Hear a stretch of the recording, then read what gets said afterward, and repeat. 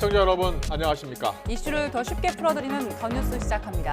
윤석열 대통령이 이재명 대표 체포 동의안을 제거하면서 공은 국회로 넘어왔습니다. 야당 주도로 이루어진 노란봉투법 상임 및 통과를 포함해서 전운이 감돌고 있는 국회 상황 짚어보겠습니다. 매일 꾸준히 운동 열심히 하겠다고 다짐했던 새해 약속, 여러분 잘 지키고 계십니까? 김계란으로 잘 알려진 1인 미디어 창작자와 함께 집에서 할 수 있는 운동 정보와 작심삼일 극복법 알아보겠습니다. 먼저 오늘의 주요 뉴스부터 보시겠습니다. 정부가 건설 분야에서 노동조합이 채용이나 금품 요구 같은 행위를 하면 형법상 강요나 협박 등의 혐의로 처벌하는 불법 행위 근절 대책을 발표했습니다. 윤석열 대통령은 건설 현장의 불법 행위를 알고도 방치하면 국가라고 할 수 없다며 엄단 의지를 강조했습니다. 이재명 민주당 대표에 대한 체포동의 요구서가 오늘 국회에 접수됐습니다. 국민의힘은 이 대표에게 불체포 특권을 내려놓으라며 거듭 압박했고, 민주당은 윤석열 정권이 이 대표를 감옥에 집어넣겠다는 답정너 수사를 하고 있다고 반발했습니다. 러시아가 침공한 지 1년이 다 돼가지만 우크라이나에서는 여전히 포성과 공습 경보가 끊이지 않고 있습니다. 전쟁의 참상이 가득한 우크라이나 키우를 YTN 취재팀이 다시 찾았습니다. 대지진으로 큰 피해를 본 튀르키예 하타이 지역에서 규모 6이 넘는 강한 지진이 또 일어났습니다. 그나마 간신히 버티던 건물들마저 무너져 내렸고 주민들은 또다시 공포에 빠졌습니다. 유엔 안전보장 이사회가 북한의 잇따른 탄도미사일 발사에 대한 제재를 논의했지만 결론을 내지 못했습니다. 이번에도 중국과 러시아의 반대로 의견 조율에 실패했습니다. 동성부부 사이에도 배우자를 건강보험 피부양자로 등록할 수 있다는 법원의 판결이 나왔습니다. 재판부는 동성결합에 대해서만 피부양자 자격을 인정하지 않는 건 차별 대우라고 판단했습니다. 더불어민주당이 잠시 뒤 의원총회를 열어서 오늘 국회에 접수된 이재명 대표 체포동의안의 표결 방안 등을 놓고서 의견 수렴에 나섭니다. 국민의힘은 새 지도부를 뽑는 전당대회를 앞두고 당권주자들의 충청 지역 합동 연설회가 예정돼 있습니다. 취재기자 연결합니다. 손효정 기자. 네, 국회입니다. 네, 이재명 대표 체포동의안 오늘 오전에 국회에 접수가 됐습니다. 여야 반응부터 전해주시죠. 네, 자신의 체포동의안이 국회에 접수되자 민주당 이재명 대표는 기자들을 만나 검찰 영장 내용을 아무리 살펴봐도 428억, 그분의 돈 이야기가 전혀 없다고 지적했습니다. 또 대장동 50억 클럽의 곽상도 전 의원을 겨냥한 듯 조그만 도움을 준 사람의 아들도 수십억 원씩 받았는데 자신이 부정하게 관여했다면 한 푼 안 받을 리 없다고 강조했습니다. 그 영장 내용을 아무리 살펴봐도 그동안 얘기했던 무슨 428억 그분 돈 얘기가 전혀 없지 않습니까? 무슨 부정한 이익을 취한 것처럼 공격을 했는지를 아실 수 있을 겁니다. 이런 가운데 민주당은 오늘 오후 의원총회를 열어 표결 방안에 대한 의견을 수렴할 방침입니다. 이재명 대표가 직접 의원들에게 지금의 검찰 수사를 정치 보복으로 규정하고 영장 청구 부당성을 호소할 것으로 알려졌습니다. 반면 국민의힘은 민주당이 더 이상 이재명 대표 방탄은 그만두고 체포동의안을 가결 처리한다고 주장했습니다. 유무죄 판단은 사법부의 영역이라며 이 대표가 떳떳하다면 인원 동원령도 불체포 특권도 버리라고 거듭 압박했습니다.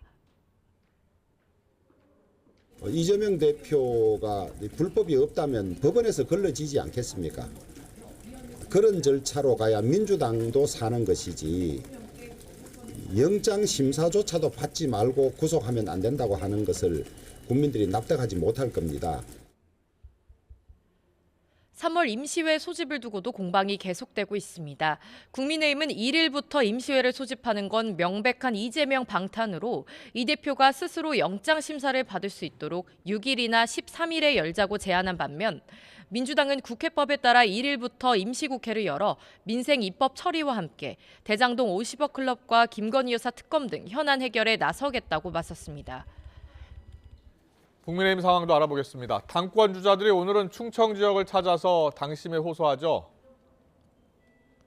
네, 어제 2차 TV 토론회를 마친 국민의힘 당권 주자들이 잠시 뒤 충청 지역에서 합동 연설회를 진행합니다. 전당대회가 가까워지면서 당권 주자 간 신경전이 거칠어지고 있는데요. 앞서 다른 후보들이 김기현 의원의 울산 KTX 땅 투기 의혹을 파고들자 김기현 의원 측은 세 사람이 우기면 없는 호랑이도 만든다는 어제 토론회가 딱 3인 성호였다고 반박했습니다. 오늘 합동 연설회에서 김기현 후보는 대통령과의 신뢰관계를, 안철수 의원은 중도 확장성과 총선 승리 가능성에 방점을 찍을 것으로 보이는데요. 아침 라디오에서 김기현 의원 지지율이 대통령실과 윤핵관이 만든 모래성이라고 지적한 천하람 후보는 윤핵관 퇴진론을, 황교안 후보는 정통 보수층의 지지를 호소하며 중원 당심을 공략할 것으로 전망됩니다. 네, 국회에서는 결국 이른바 노란봉투법 상임위에서 야당 단독으로 처리됐다고요? 네, 간접 고용 노동자의 교섭권을 보장하고 파업에 대한 손해배상을 제한하는 이른바 노란봉투법이 국회 환경노동위원회를 통과했습니다. 국민의힘 의원들이 반발해 회의장을 퇴장한 가운데 민주당과 정의당 등 야당 주도로 단독 처리됐습니다. 국민의힘은 지금의 노조법만으로도 노동자 보호와 노동 3권 보장이 다 됐는데 야당이 개정안을 막무가내 날치기 통과시켰다고 규탄했습니다. 민주당의 반헌법적인 노조법, 즉 불법파업 조장법, 일방적인 강행 처리를 규탄합니다. 헌법 정신과 법치주의를 훼손하는 이 법 개정안을 저지하고 반면 민주당과 정의당은 오랜 시간 상임위 논의를 거쳤다며 노동자들의 권리를 보장하는 법이라고 맞섰습니다. 손해배상 폭탄을 방지하고 실제적이고 구체적으로 지배 결정할 수 있는 사람과 교섭을 하라고 하는 진짜 사장 교섭 법입니다.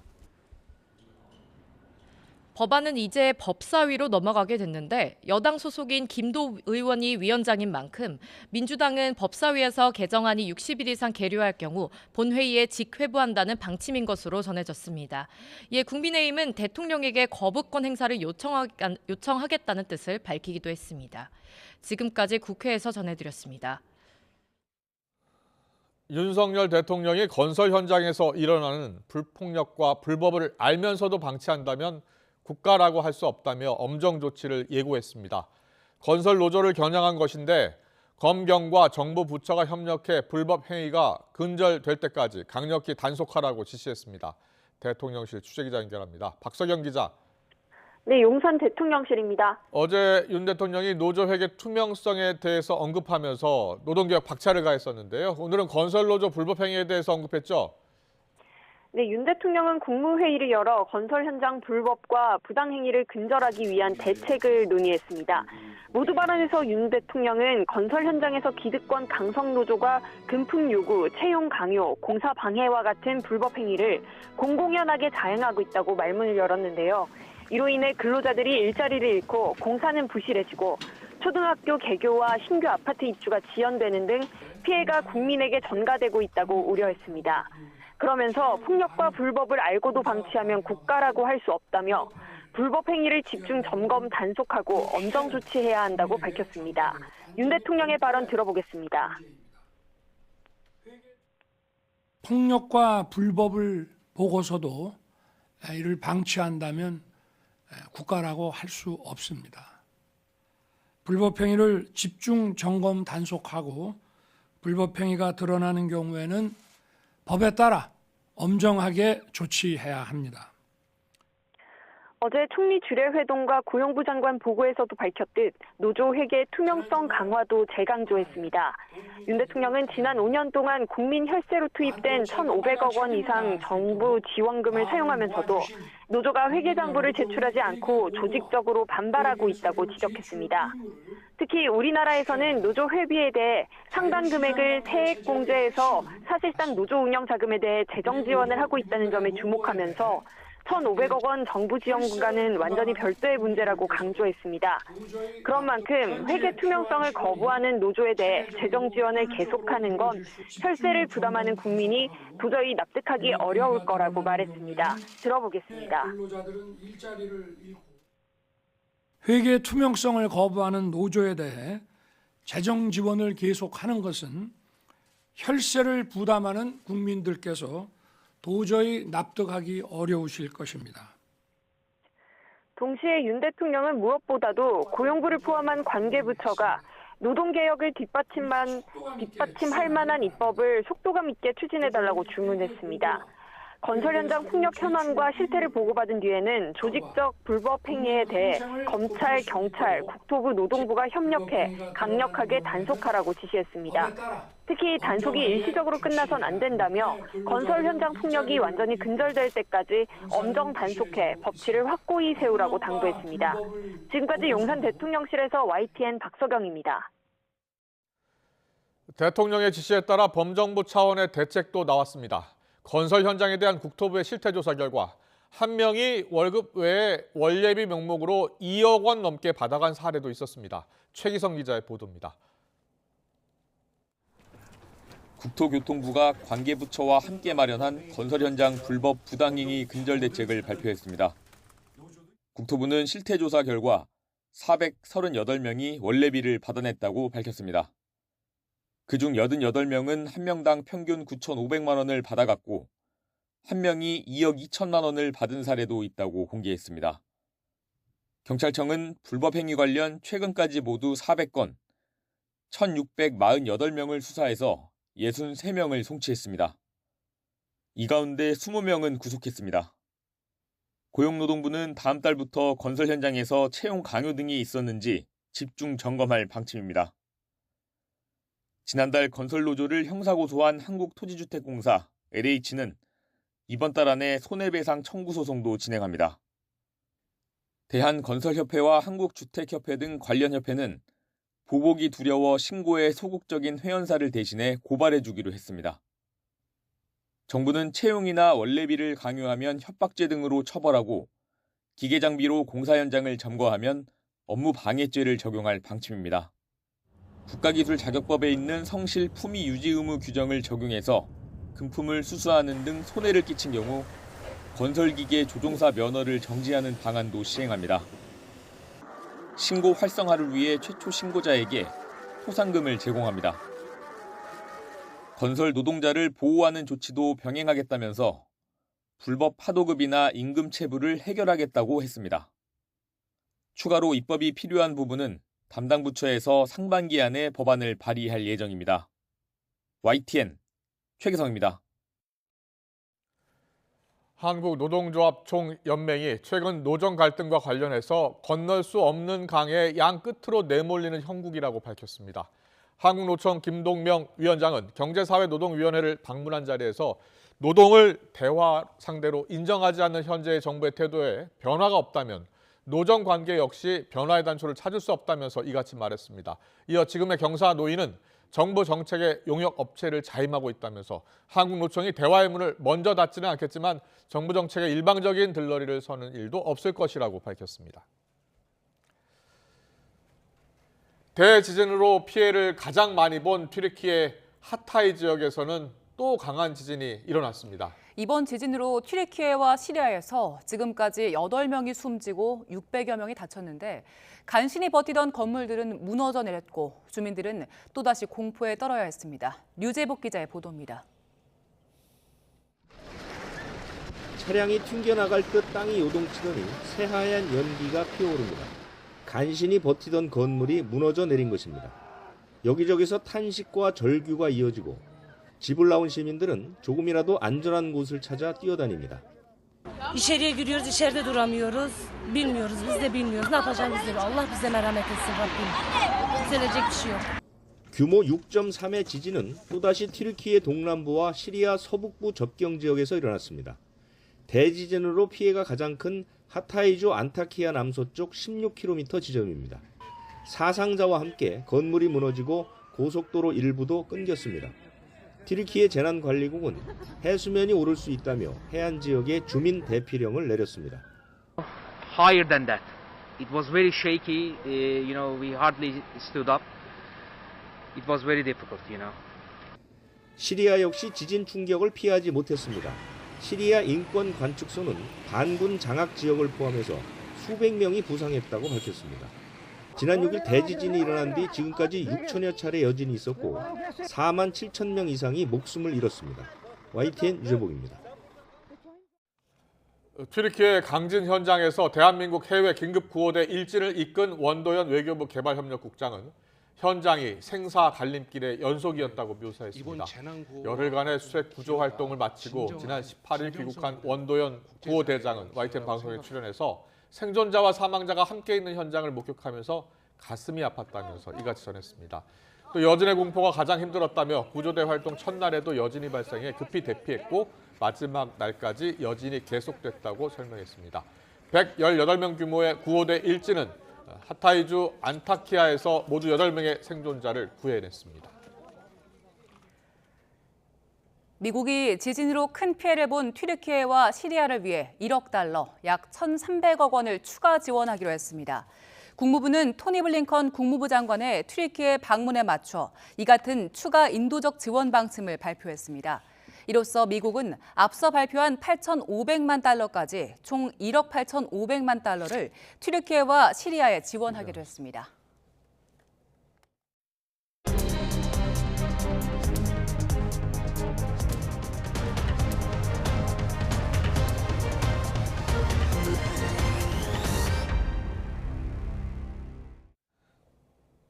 러시아의 우크라이나 침공 1년을 앞두고 YTN 취재진이 수도 키이우를 다시 찾았습니다. 동남부 지역으로 전선이 굳어진 뒤에도 수도를 향한 산발적인 공습은 계속 이어지면서 도심은 이전과는 전혀 다른 모습이 됐습니다.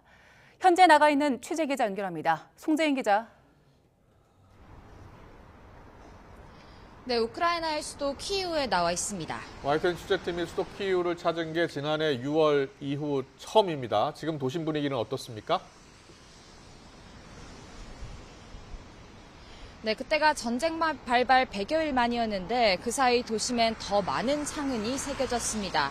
우선 제 뒤로 외벽이 뜯겨져 나가 내부가 훤히 들여다보이는 건물 보이실 텐데요.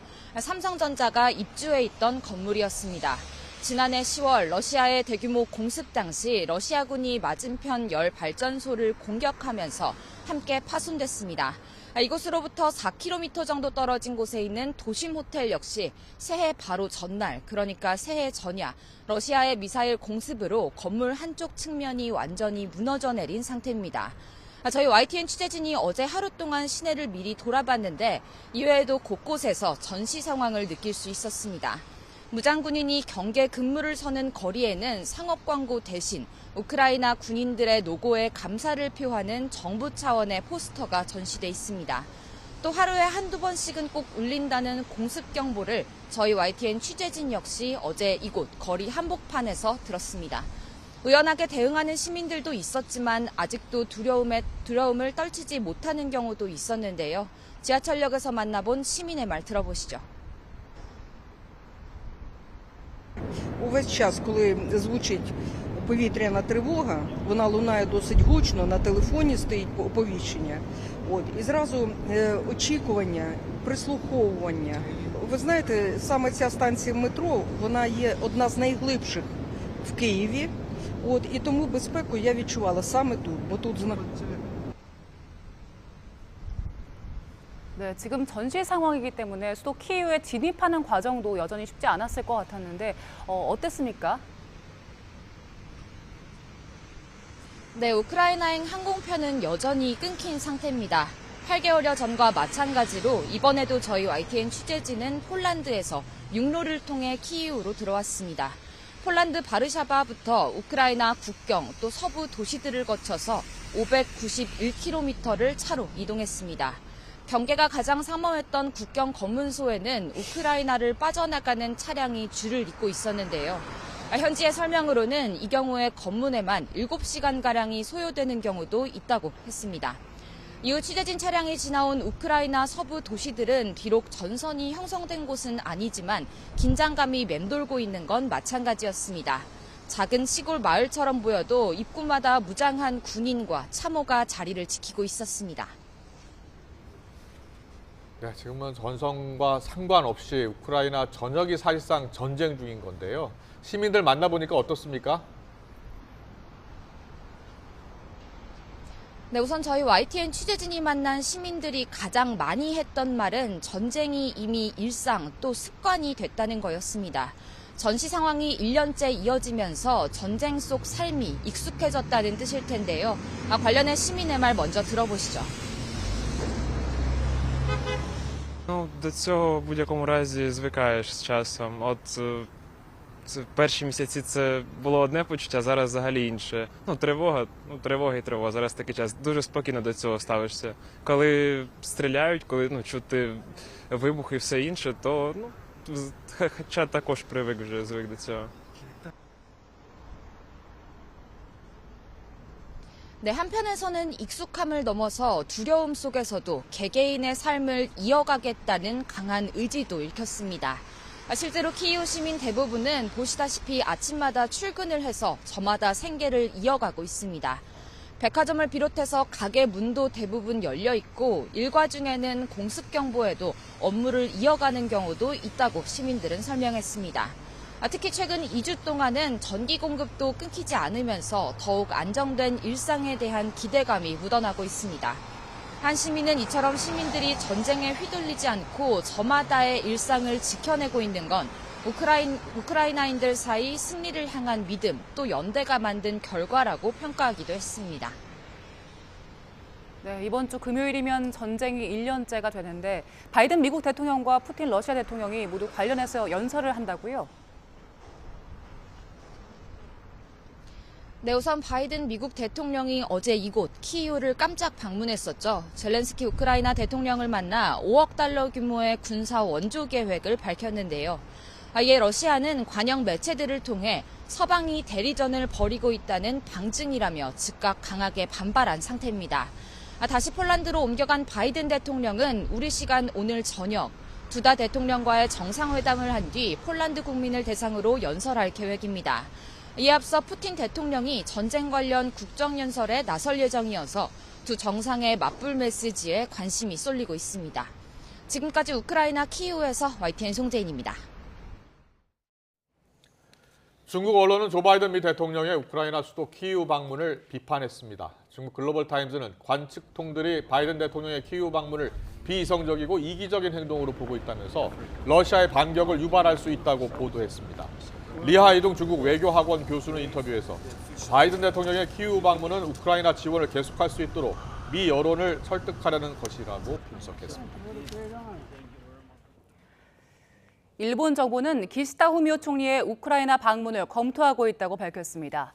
일본 정부 대변인인 마스노 하르커즈 관방장관은 정례 기자회견에서 기시다 총리의 우크라이나 수도 키이우 방문 조율 상황에 대해 안전 대책과 재반 사정을 보면서 검토하고 있다고 말했습니다. 기시다 총리는 주요 7개국 정상 가운데 유일하게 키이우를 방문하지 않은 정상입니다. 우크라이나 전쟁 동안 매일 어린이 4명이 죽거나 다치는 것으로 보고됐습니다. 국제아동권리 비정부기구인 세이브 더 칠드런은 우크라이나 전쟁 1주년을 앞두고 낸 보고서에서 이같이 밝혔습니다. 또 전쟁이 시작된 뒤 어린이들은 평균 920시간 동안 지하 벙커에 숨어 지냈다고 덧붙였습니다. 정부가 경기 방어 차원에서 상반기에 투입하는 재정 신속 집행 규모를 383조 원으로 늘리기로 했습니다. 정부는 최상대 기획재정부 제2차관 주재로 재정집행 관계 차관회의를 열고 이같이 밝혔습니다. 정부는 오늘 회의에서 중앙과 지방, 지방교육재정과 공공기관 투자, 민자사업을 모두 합쳐서 상반기 중 총 383조 원의 재정을 투입하기로 했습니다. 이는 기존 340조 원의 상반기 집행계획에 중앙재정의 세입세출 마감에 따른 지난해 2월분과 지방공기업의 집행계획 등을 추가 발굴해서 43조 원을 늘린 수치입니다. 주요 은행들이 앞다퉈 가산금리를 줄이고 우대금리를 늘리면서 대출금리 자진 인하 경쟁에 불이 붙는 모습입니다. KB국민은행은 최근 내부 회의를 거쳐 오는 28일부터 주택담보대출과 전세자금대출 금리를 최대 0.55%포인트 낮추기로 했습니다. KB국민은행은 지난해 12월 말 가계대출 금리를 0.75%포인트 낮췄고 올해 1월에도 주택담보대출과 전세자금대출 금리를 최대 1.3%포인트 인하했습니다. 인터넷은행인 카카오뱅크도 오늘부터 신용대출과 마이너스 통장 금리를 최대 0.7%포인트 인하하기로 했습니다. 은행권의 영업 관행과 제도를 개선하기 위해 금융당국의 TF가 내일 출범합니다. 올해 상반기까지 5대 시중은행의 과점 체계를 해소하겠다면서 칼을 빼든 건데 실질적으로 경쟁을 촉진할 효과적인 대안이 나올 수 있을지 주목됩니다. 김지선 기자의 보도입니다. 은행권의 경영과 영업 관행을 개선하겠다며 TF가 내건 중점 과제는 모두 6가지. 이 가운데 최우선순위는 시장 경쟁 촉진과 구조 개선입니다. 윤석열 대통령까지 나서 꼬집은 5대 시중은행의 과점 시장을 개선하겠다는 겁니다. 은행들이 예대 금리를 책정할 때 이러한 과점적 지위를 활용하여 손쉽게 사상 최대의 이자 수익을 시현했다는 지적이 있습니다. 우선 최저금리 검색 엔진으로 볼 수 있는 대환대출 플랫폼이 현실화될 것으로 보입니다. 그동안 정부의 적극적인 도입 의지에도 금융사별로 이해관계가 엇갈려 추진이 시원치 않았는데 대형사 중엔 신한은행이 플랫폼 출시를 발표하며 발빠르게 나섰습니다. 신규 은행의 시장 진출을 허용하는 방안도 논의될 전망입니다.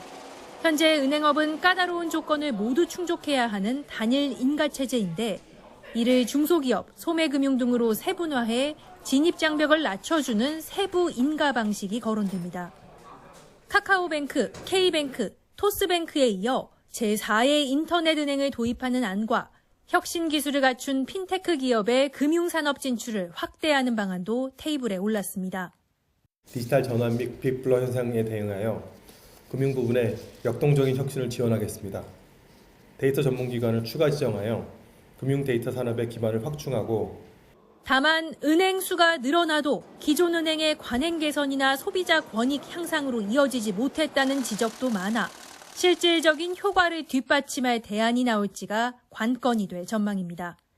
YTN 김지선입니다.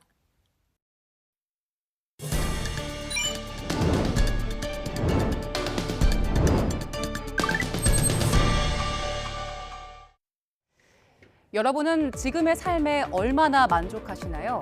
우리나라 사람들 삶의 만족도가 OECD 국가 가운데 꼴찌 수준이었습니다.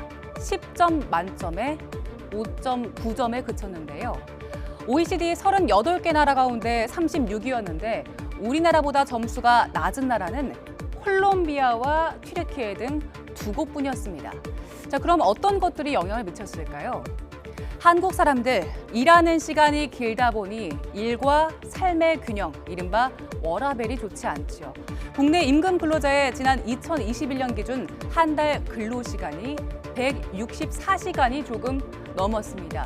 소폭이지만 2020년 전보다 0.6시간 늘었습니다. 국제적 추세와는 반대지요. 자, 이렇게 오래 일한 이유일까요? 2021년 1인당 국민 총소득은 3,949만 원으로 1년 전보다 179만 원 늘었습니다. 소득에 대한 만족도도 높아지긴 했는데요.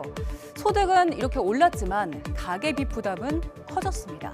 가계 부채 비율은 지난 2008년부터 13년째 꾸준히 상승을 해서 2021년에 206.5%였는데요. 버는 돈에서 세금과 연금, 보험료 등을 빼고 실제 내 통장에 남은 돈의 2배 이상이 빚이란 겁니다. 다른 나라와 비교해도 높은 편입니다. 일본이 115.4%, 그리고 프랑스가 124.3%, 영국이 148.5%인 걸 보니까 가계부 비담이 상대적으로 큰 걸 알 수 있죠. 먹고 사는 문제도 중요하지만 잘 놀고 잘 쉬는 것도 우리 삶에 영향을 미치지요. 여가 생활에 대한 만족도는 우리 삶을 압축적으로 보여준 지표인데 코로나 발생 전보다 낮아져서 27% 정도였습니다. 다른 지표를 하나 더 보죠. 자살률을 볼 텐데 자살률은 인구 10만 명당 자살로 인한 사망자 수를 의미합니다. 2021년 기준 26명으로 전년보다 0.3명 늘었습니다. 특히 70대부터는 인구 10만 명당 자살로 인한 사망자 수가 40명을 넘었고요. 80세 이상에서는 61.3명이었습니다. 노인 자살률이 상대적으로 높은 이유가 있었습니다. 사회적 고립도는 아프거나 힘들 때 도움받을 곳이 없는 사람의 비율을 보여준 지표인데 사회적 고립도가 코로나 전보다 6.4%포인트 늘어서 2021년 기준으로 34.1%였습니다. 특히 60세 이상 인구의 사회적 고립도가 41.6%로 가장 높았습니다. 이 같은 상황을 두고 풍요의 역설이란 표현이 나오기도 합니다. 성장과 소득을 추구하는 과정에서 여가와 공동체 같은 가치를 뒤로 미루다 보니 서글픈 성적표를 받아들였다는 건데 삶의 만족도를 높이기 위한 방법, 개인에게만 맡기기보다는 우리 사회가 함께 고민해야 할 때입니다. 아동학대로 숨진 인천 초등학생 친어머니는 의붓어머니에게 아들이 숨지기 전에 아들을 한 번만 보게 해달라면서 여러 차례 호소했다고 합니다. 하지만 그때마다 돌아오는 건 번듯하게 키워주고 있으니 고마워하라는 면박뿐이었다고 하는데요. 김다연 기자가 취재했습니다. 숨진 인천 초등학생 이모군의 의붓어머니와 친아버지는 계속해서 상습 학대 혐의를 부인했습니다. 아이는 왜 학교에 안 보냈습니까? 그것도 지금 그런 겁니다. 아이를 때렸습니까? 전 안 때렸어요. 아이에게 미안한 마음은 없으세요? 아이에게 사죄하는 마음뿐입니다. 하지만 친어머니 A씨는 5년 전부터 학대 정황이 있었다고 말합니다. 지난 2018년 이혼 후 양육권을 친아버지에게 넘겨준 A씨는 같은 해 면접 교섭권을 이행하러 갔다가 깜짝 놀랐습니다. 아이가 발에도 맞지 않는 낡은 신발을 구겨 신고 있었고 몸도 눈에 띄게 말라 있었기 때문입니다.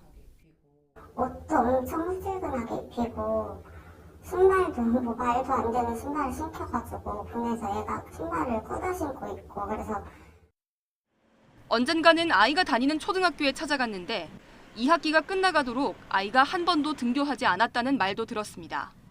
왜 아이 책상 교실 뒤에 저렇게 빠져있냐 그랬더니 학교에 한 번도 오지 않았다. 얼굴을 한 번도 본 적이 없고 교구랑 교재를 가지러 와야 되는데 오지 않았다. 아이가 걱정되고 보고 싶은 마음에 의붓어머니에게 여러 차례 연락했지만 돌아온 건 오히려 고마워하라는 말뿐이었습니다. 욕심 그만 부려. 자식 이렇게 번듯하게 키워준 거 봤으면 고마워야지. 나한테 너무 만한 욕심 부리는 거 아니야? 아이 친아버지 역시 한사코 아이를 만나지 못하게 했습니다. 아이가 친엄마를 만나면 혼란스러워할 수 있다는 겁니다. 그렇게 오랜 세월이 흘러 다시 만난 아들의 모습. 아직도 믿기지가 않습니다. 그냥 아직도 솔직히 믿기지가 않아요. 모든 상황을 다 봤는데도 그냥 믿기지가 않고.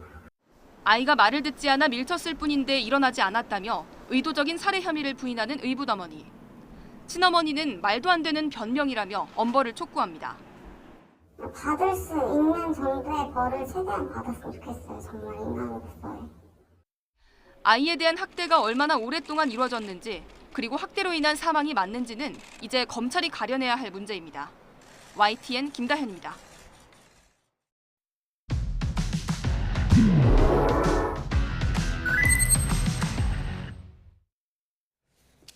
일인 미디어 창작자로 활동하는 화제의 인물과 직접 이야기 나누는 더튜브 시간인데요. 오늘은 운동에 관심 있는 분이라면 많이 알고 계신 분 나와 계시죠? 네, 그렇습니다. 저도 영상 굉장히 많이 찾아보기도 했고 도움을 많이 받았는데 다양한 운동 관련 정보를 재밌게 전해주는 유튜버 김계란 씨 만나보겠습니다. 어서 오세요. 오십시오.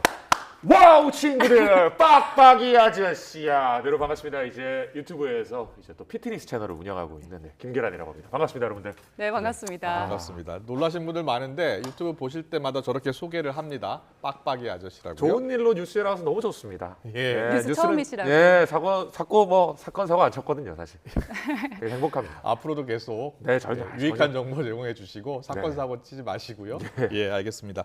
김계란 씨 모르는 분들이 혹시 있을지 모르니까 간단히 소개 좀 부탁드리는데 먼저 일단 외모상 이 수염을 항상 달고 나오시는 거죠? 네, 맞습니다. 그리고 이게- 가면도 좀 쓰신 거고요? 예, 맞습니다. 어떤 이유 때문입니까? 이제 캐릭터 때문이고요, 사실. 뭐 흔히 이제 뭐 펭수나 이제 그런 캐릭터 때문에 이제 왜냐면 저희 채널 맨 처음 영상이 빡빡이 아저씨라는 캐릭터로 시작을 했다 보니까 그때부터 이제 쭉 이어왔고요. 수염을 쓰게 된 이유는 저희 채널 맨 처음 영상을 보시면 수염이 없는 영상이 있어요. 네, 저는 그걸 봤어요. 그게 진짜 마치 할로우맨, 영화 할로우맨에 나오는 투명 인간 보는 것처럼 뭔가 좀 불쾌하게 생겨가지고 이거 어떻게 가리면 좋을까 하다가 마침 그때 크리스마스 시즌이었어가지고 이제 가게에 파는 수염을 산타클로스 수염을 그랬군요. 지금 구독자가 314만 정도 되더라고요. 314만 맞습니다. 그렇죠. 유튜브 처음 시작하시게 된 계기가 궁금한데 처음부터 운동으로 이제 시작을 하신 건가요? 맞습니다. 이제 저희가 원래는 재활이나 교정 혹은 이제 조금 운동 관련된 정보 위주로 맨 처음에 이제 영상을 시작을 했었고요. 이제 저희가 맨 처음 시작하게 된 이유는 원래는 이제 뭐 페이스북이나 뭐 블로그나 이제 이런 곳에 글과 사진을 이용해서 원래 정보 전달을 하다가 이거 영상으로 좀 전달을 해야겠다. 그러면 이제 글과 사진 말고 뭔가 직접 시연하면서 보여줄 수도 있으니까 그래서 이제 유튜브를 좀 시작을 하게 됐어요. 그렇군요. 원래 운동을 좋아하셨어요? 원래 맨 처음부터 좋아하는 건 아니었는데 하다 보니까 재밌어서 이제는 거의 뭐 의식주와 같은 그렇습니다. 그런 사람이 되겠네요. 이 구독자가 이렇게 300만 넘게 이게 늘게 된 가장 큰 이유가 어디에 있다고 보세요? 구독이라는 거는 마치 그 자기계발서와 같다. 이제 읽지는 않지만 이제 책장에 사놓는. 그래서 맨 처음에 이제 조금 유익한 정보나. 왜냐하면 다이어트가 사실 매년 숙제잖아요. 뭔가 도움이 될 것 같아서 이제 구독을 하신 게 아닐까. 운동하고 다이어트 정보를 함께 제공하고 있군요. 네, 그 영상이 진짜 많은데 뭐 1000만 뷰 넘는 영상도 있긴 하지만 제 눈에 띄었던 게 그 휠체어 타고 찍으신 영상이거든요. 그거는 어떻게 찍게 되신 거예요? 그건 실제로 이제 저희 그 헬스장 공사를 하다가 제가 이제 엄지발가락이 절단이 됐습니다. 그래서 이제 근데 그 당시에 한창 운동 퍼포먼스가 제일 좋을 때였거든요. 엄청나게 이제 쌓아 올렸는데 한순간에 엄지발가락이 이제 절단돼서 운동을 꽤나 장기적으로 쉬어야 되는데 그때 그 분노와 우라통이 그 휠체어 머슬업을 하게 아닌가. 왜냐면 이제 하체를 다쳤으니까 사실 상체 운동을 할 수 있잖아요. 그렇죠. 그래서 이제 그냥 상체 운동 하다 보니까 저렇게. 그럼 보통 운동을 안 쉬세요? 하루도 안 쉬세요? 아니요, 저는 주 3일에서 4일밖에 안 합니다. 아, 그래요? 몇 회 하십니까? 저는 3일 겨우 하는 것 같아요. 어떤 운동을 보통 주로 하시죠? 저 헬스 하고요. 이제 필라테스. 근데 오늘은 저희가 이제 계란 씨를 인터뷰하는 거여가지고요. 저희가 상담하는 지금 자리가 아니어서 따로 상담을 받으러 가겠습니다. 할일하고 있어서. 우리가 우리 김계란 씨 모시면서 연초에 사실 운동 계획 잡으신 분들 많은데 실천하기 어렵잖아요. 그래서 작심삼일이라고 하잖아요. 그죠. 어떻게 극복하면 좋겠습니까? 지금 보고 계신 당신. 선생님이요. 선생님이 지금 말씀드리는 거거든요. 작심삼일은 근데 여러분들 계속 반복하면 1년이 또 채워집니다. 그러니까요. 그래서 저는 그냥 이제 한 달 너무 목표를 세게 잡지 말고 너무 크게 잡지 말고 당장 단기의 목표를 하나씩 설정하는 게 작심삼일을 좀 극복할 수 있는 가장 쉬운 방법이 아닌가라고 저는 생각을 합니다. 좀 더 쉽게 설명해 주실래요? 운동으로 치면 어떻게 계획을 잡는 게 좋습니까? 운동으로 하면 일단은 시작부터 갑자기 내일부터는 뭐 등가슴 운동을 하고 그 다음 날에 하체하고 뭐 스쿼트랑 이런 운동들 다 해야지 이것보다도 그냥 쉽게 할 수 있는 걷기 30분부터 이렇게 시작한다든지. 사람이 그 익숙한 환경 설정이 있는데 갑자기 무리하게 바꾸려고 하면 그게 이제 적응하기가 쉽지 않잖아요. 스트레스도 확 엄청 더 커져서 다가올 거고. 그래서 자기 생활에서 조금씩 이렇게 바꿔나가는 게 그거를 계속해서 지속하게 가자. 단계별로 밟아나가라 이런 말씀이신데 걷기 30분 하고 그다음에 어떤 운동을 하는 게 좋은 건가요? 걷기 30분만 하셔도 돼요. 이제 운동을 아예 안 하신 분들 같은 경우에는 걷기 30분만으로도 이미 성취감을 얻었잖아요. 그래서 일주일 뒤에는 걷기 45분으로 늘리고 또 뭐 일주일 뒤에는 걷기를 1시간으로 늘리고 그 이후에는 이제 뭐 조금씩 뛰는 형태를 갖춘다든지 이제 뭐 무조건 어떠한 운동을 꼭 해야 됩니다 보다는 지속하는 게 제일 중요합니다. 작은 성취감을 계속 느낄 수 있게 만드는 게 좋다는 거죠. 맞습니다. 이불을 개는 것부터. 아니 화면에 저렇게 운동하려면 걷기만 해서는 안 되잖아요. 어떻게 해야 됩니까? 그러니까 저게 이제 어떻게 보면 저도 10몇 년간 계속해서 운동을 해서 만든 퍼포먼스였기 때문에 처음부터 저렇게 돼야지라는 목표로 하려면 너무 체할 수가 있다는 거죠. 그럼 계란 씨는 운동을 하기 싫을 때 그때는 어떻게 하세요? 안 합니다. 그냥 쉬세요?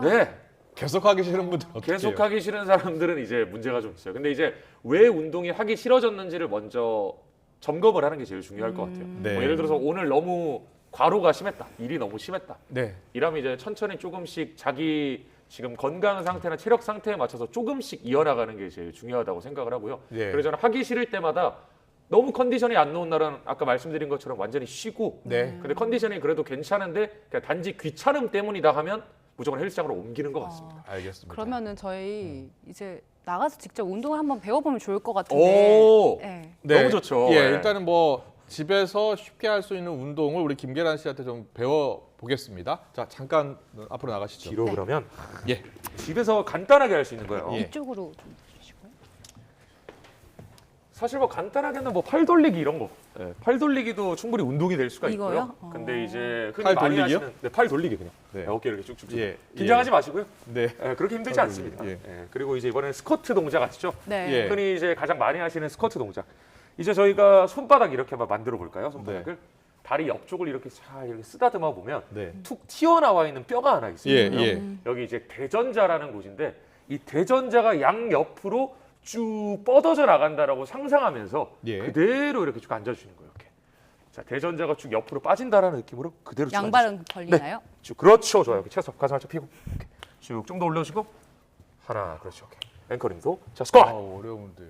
스쿼트. 이거 잘 되는 보지 겁니까? 말고 하셔야죠, 선생님. 아, 저도 해요? 네, 하셔야죠. 아. 5회만 실시해 볼게요, 우리. 네. 자, 하실 때 복부 쪽에 긴장을 가져가고 우리 대전자가 좀 활짝 이렇게 벌어진다는 느낌을 가져가면서 그대로 앉았다가 그대로 쭉 올라옵니다. 자, 한 번 더. 제가 잘하고 있는 거 맞습니까? 네, 잘하고 계세요. 생각보다 너무 잘하시는데요. 네. 아니, 쭉. 못할 것 같은데. 이거 할 때 신경 써야 될 게 뭐예요? 신경 써야 될 예. 거는 이제 허리가 이렇게 엄청 과도하게 이렇게 말리는지 혹은 내가 지금 그냥 점검할 거는 내가 불편한 곳이 있는지를 체크하는 게 제일 중요합니다. 예. 그러면 이걸 지금 이제 운동 안 하셨던 분들은 하려면은 몇 개씩 몇 세트 하는 게 좋은가요? 이제 사람들이 늘 내가 할 수 있는 만큼 끝까지 반복한다라고 추천을 하는데 저는 근데 운동을 안 하던 사람이 만약에 한다고 했을 때는 너무 힘들면 안 되거든요. 그래서 저는 적당한 강도, 그러니까 내가 맥시멈 10개까지 할 수 있다고 하면 한 70% 정도로 7개 정도. 한 10세트 정도를 반복할 것 같아요. 10세트요? 10세트요. 많아 보이지만 근데 적당한 강도로 10세트를 하는 거기 때문에 그렇게 힘들진 않으실 겁니다. 우리 한번 해볼까요, 그러면? 아니요, 잠깐만요. 네. 다른 운동도 좀 배우고 싶어요. 왜냐하면 네. 또 연세 들고 좀 어르신들은 이 운동이 어려울 수 있잖아요. 그죠. 예. 혹시 좀 어르신들이 할 수 있는 운동은 뭐가 있을까요? 어르신들이 할 수 있는 운동은 그냥 예. 사실 여기 우리 팬티 라인이라고 하죠. 네. 고관절에 이렇게 손을 이렇게 살짝 갖다 댑니다. 예. 이 상태에서 그냥 천천히 이렇게 내려가셨다가 예. 접어주면서 내려갔다가 예. 천천히 다시 그냥 엉덩이만 이렇게 앞으로 아, 이 넣어주시고. 정도로만. 이 정도만 움직이셔도 돼요. 네, 이 정도만 이것도 움직이셔도 운동이 돼요? 이것도 충분히 운동이 될 수 있습니다. 안 하던 사람들한테는. 제 근육이 약간 땡기는데. 약간 늘어나는 느낌이 예, 드시죠. 예. 그죠? 뒷근육, 허벅지 뒷근육이랑 엉덩이 맞습니다. 쪽에. 예. 오, 잘하시네요. 오케이. 좋아요. 그리고 하나 더 추천드리면 예. 자, 차렷 자세로 선 상태에서 이번에는 햄스트링이라는 근육을 늘려볼 건데 네. 이게 흔히 오래 앉아 계신 분들이 굉장히 짧아지기 쉬운 근육들이에요. 예. 이게 너무 짧아진 게 계속해서 지속되다 보면 허리 쪽에도 이제 통증을 유발할 수가 있고 굉장히 안 좋기 때문에 예. 자, 한쪽 다리는 앞으로 이렇게 보내주십니다. 한쪽 다리 앞으로 보내고 네. 가슴은 살짝 앞으로 이렇게 활짝 열어주시면서 그대로 엉덩이를 뒤로 쭉 빼주시면 허벅지 뒤쪽이 늘어나는 게 느껴질 거예요. 자, 뒷발은 살짝 무릎을 굽혀 주실게요. 네, 좋습니다. 아, 여기 늘어나는 뻗은 게 다리가. 느껴지죠? 네. 그죠? 어, 앵커님 늘어나시나요? 아니 좀 땡기는. 땡기는데요? 조심하시고요. 오케이. 예. 자, 천천히 너무 통증 있는 선 이 정도까지만. 안에서 그렇죠. 예. 자, 할 때 엉덩이를 뒤로 보내셔야 돼요. 이렇게. 하면서 땀이 날라고 여기가 합니다. 늘어나시죠. 땀이. 오, 늘어나시죠, 여기. 그죠? 예. 좋아요, 지금. 오, 잘하시는데요, 이렇게? 예, 땀이 나려고 하는데요. 운동하면 땀이 나야죠. 또. 네. 그리고 하나 궁금한 게 직장인 분들 여기 목이나 어깨 아프다는 분들 많거든요. 네. 예. 여기 좋은 것도 하나만 알려주세요. 직장인분들 어깨나 목에 좋은 거 사실 이제 직장인분들이 너무 오랜 시간 앉아 있습니다. 사실 앵커님들도 굉장히 안 좋은 의자에 앉아 있어요. 예. 왜냐면 이게 조금 오래 앉아 있다 보면 한 30분에 한 번은 그 등받이에 이렇게 좀 기대주면서 예. 척추를 쉬어주는 게 굉장히 중요해요. 네. 첫 번째는 그거고 두 번째는 우리가 의자를 제가 잠시 가지고 와도 될까요? 예. 의자를 저희가 이제 손으로 엉덩이를 이렇게 쭉 깊게 좀 만지다 보면 네. 툭 튀어나와 있는 이제 좀 딱딱한 뼈가 있습니다. 아. 네. 좌골뼈라는 곳인데요. 그 좌골뼈가 여기 의자에 앉았을 때 이렇게 딱 좌골뼈가 뚝 눌려진다라는 느낌이 있게끔 앉아주는 게 제일 중요해요. 이렇게. 흔히 잘못 앉는 자세가 이렇게 그냥 과하게 허리만 이렇게 펴려고 하는 사람들. 이거 굉장히 좋지 않습니다. 그냥 생각할 거는 딱딱한 좌골뼈가 의자 위에 이렇게 닿았을 때 좌골뼈가 느껴진다 정도로 그냥 이렇게 편안하게 얹어주시기만 하시면 돼요. 이렇게 앉는 자세가 좋은 네, 거예요? 한번 해보실까요? 네. 앉아보시죠.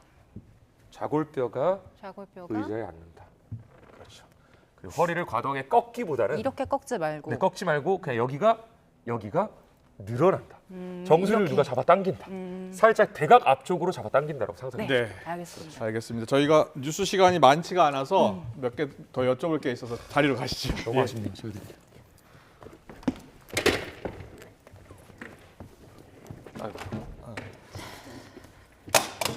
아이고. 저희 지금 몇 분이나 남았죠?